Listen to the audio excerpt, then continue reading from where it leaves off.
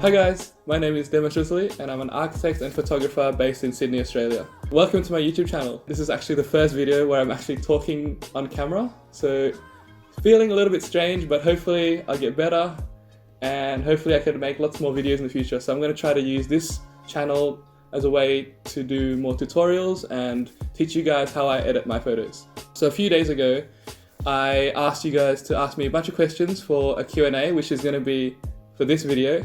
So let's just get right into it. How did you get into photography and at what age? And how did you get started in photography and how did your career develop from there? So I started photography at the same time as I started my Instagram account.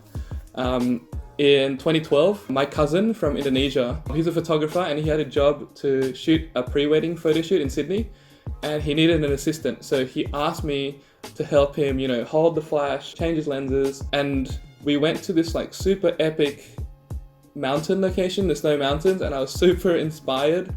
And he was happy, the clients were happy, and we just had such a good time that it inspired me to try to do it as well. So on that day, I started using my smartphone, which is the only thing I have, and started taking photos of where I was, the landscape and the amazing place I was in.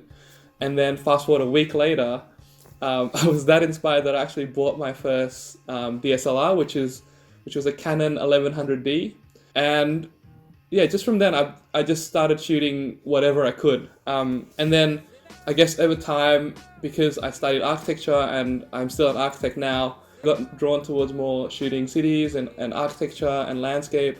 And that's kind of how I developed my style, because I just shot everything and I kind of found out what I really liked.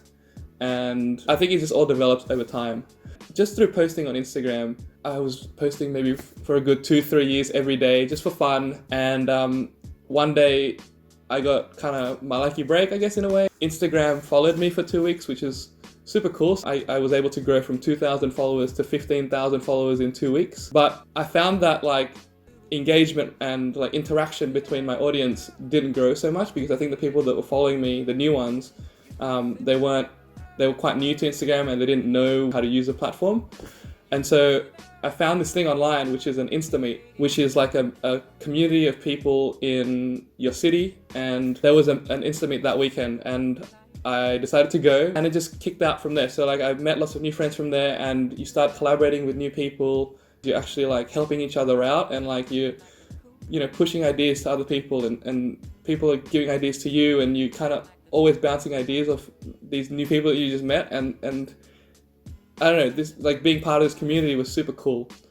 And I guess like from there, I was also doing architecture at the time, and I guess the mixture of photography and architecture, I kind of try to always push it to mesh them together and push my brand of photography out and push something different that no one's seen before. I didn't expect to be a photographer, and it's super interesting to learn about like the business of photography and how to charge for this, how to talk to clients and how to deal with different situations.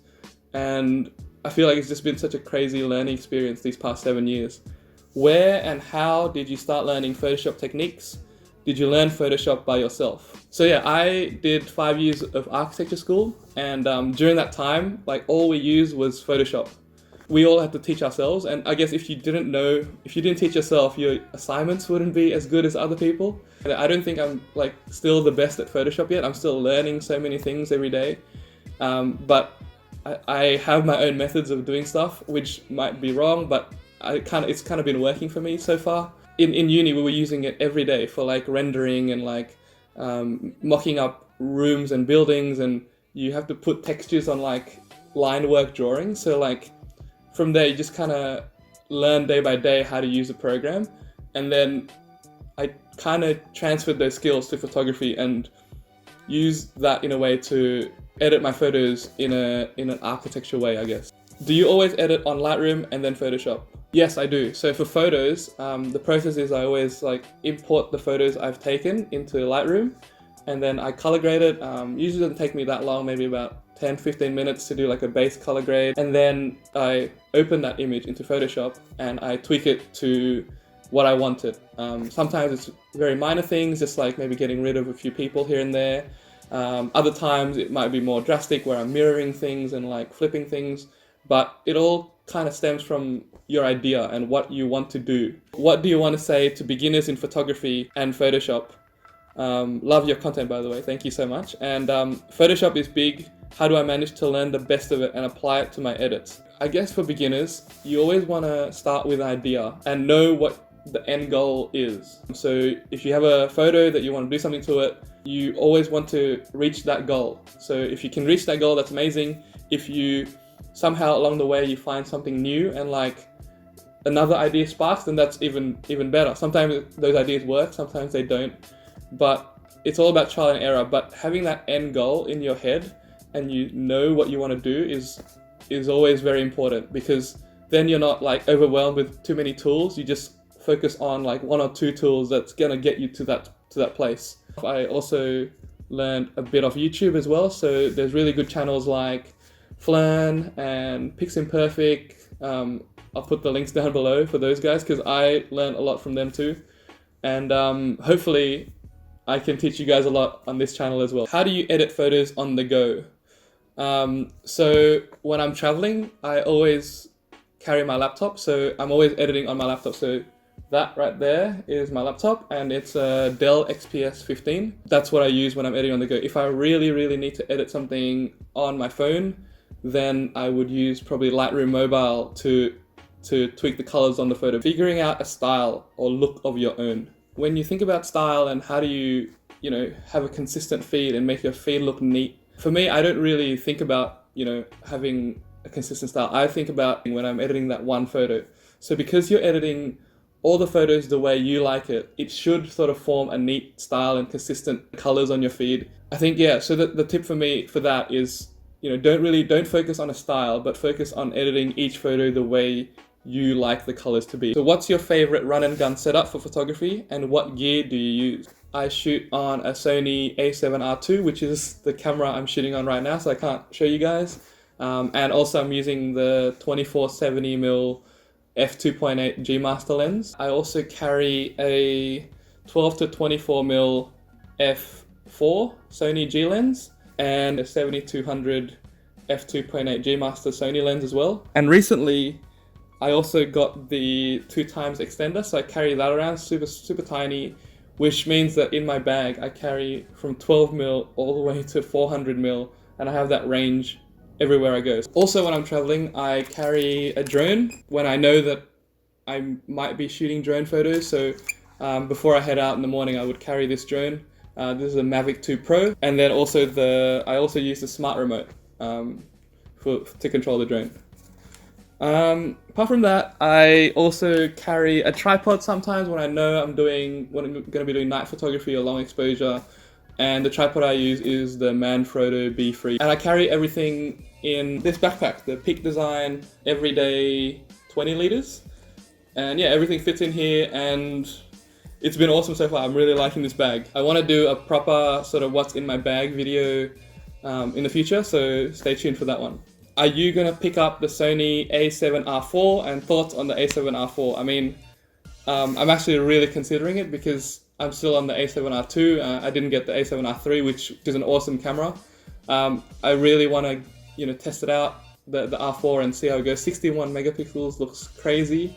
I've been having a few buffering issues on the A7R2 because I think when you shoot a time lapse or 1 second intervals, the A7R2 can't really handle it because the buffer isn't so great. So I guess that's a big reason why I want to upgrade to the A7R4.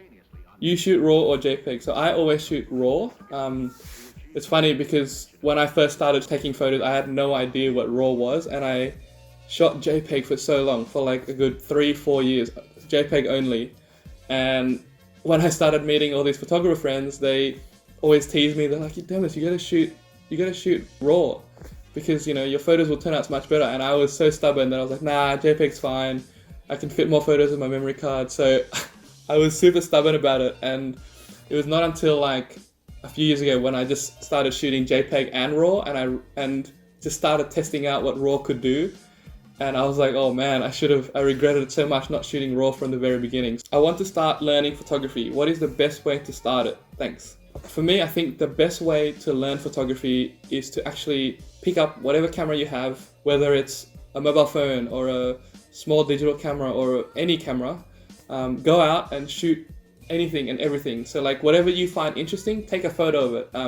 Try to find different angles of that and try to find unique ways of shooting it. So for example, I love the Sydney Opera House, and that's one of my favorite buildings in the world. So I would go out to the city and shoot the Sydney Opera House, but I would always try to find different ways and different angles and different vantage points of the Sydney Opera House so that it's different and unique. Just go out there and shoot as much as you can is probably the best thing I could say when it comes to learning photography and understanding composition and understanding light and understanding how to use your camera. The best way is to just go out there and do it. Do you think a photographer/filmmaker should go to university in order to work in the industry? I really don't think so. I came from an architecture background and I picked up a camera second year of uni, and I never had any formal photography training. It's just all about passion, I think, all about if you really want to go out and take photos. Someone who's never had formal training, who's always shooting every day and learning new things, might be even a better photographer than someone who's learning at uni, because that person at uni might not be doing it every day and might not be as passionate. Photography and videography is something that you really can learn by yourself, and you can be really good at it as well. It all comes from your understanding of composition, your understanding of light, and your passion for it. What inspires you in your career? Just being able to learn new techniques and creating new fun edits and being creative is always super inspiring to me. You know, traveling is also super inspiring. Seeing new locations, meeting new friends through photography. These things are always what drives me to keep shooting, keep wanting to do more. Working with brands and you know, coming up with concepts to come up with cool ideas for brands has been super interesting, because I've learned so much about the business of photography and how to earn money from it, and that kind of stuff is, you know, what drives you to want to keep shooting and keep going in photography. How do you get new ideas for edits? In terms of edit ideas, if I'm super lucky, it just sparks in my head when I'm like walking around looking at, you know, different buildings, or sometimes I see stuff on Instagram and it inspires me to create something similar but push it to the next level and try new things with it. I'm like, oh, that's a cool idea.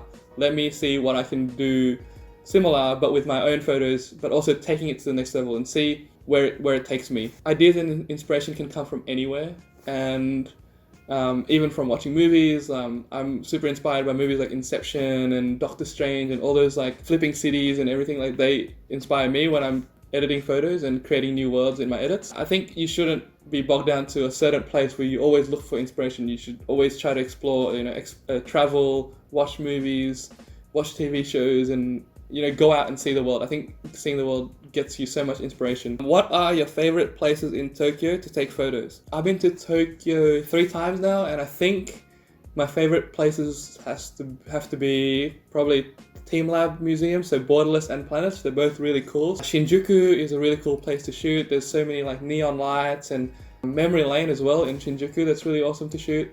And I think just like the architecture in general, I think for architecture, I really like the Omotesando and Harajuku areas, because there's a lot of sort of really interesting buildings. Like, I find the Prada building really interesting, and then there's the Mirror Place in Tokyo Plaza.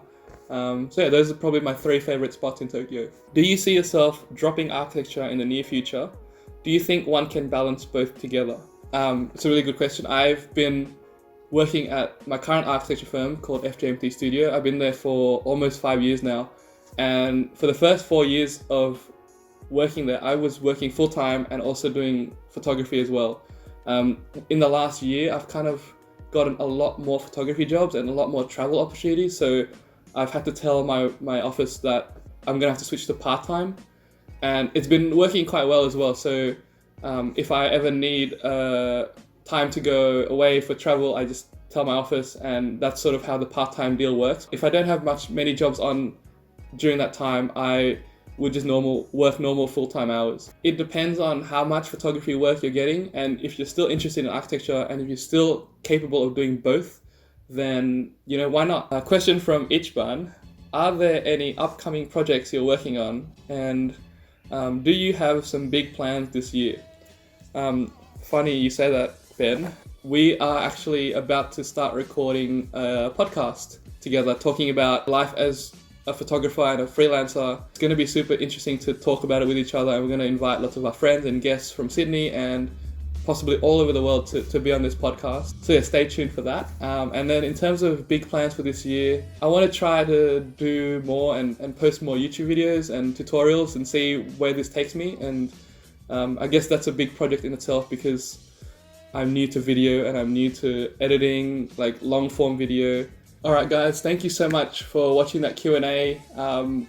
It's actually not that bad talking to a camera. Hopefully I get used to it, and hopefully I can make more videos in the future. For now, if you like, tune in and see what tutorials I make. I'm already in the process of making a couple. If you want to see them, make sure you subscribe, like and comment. And yeah, hope to see you in the next video. Bye!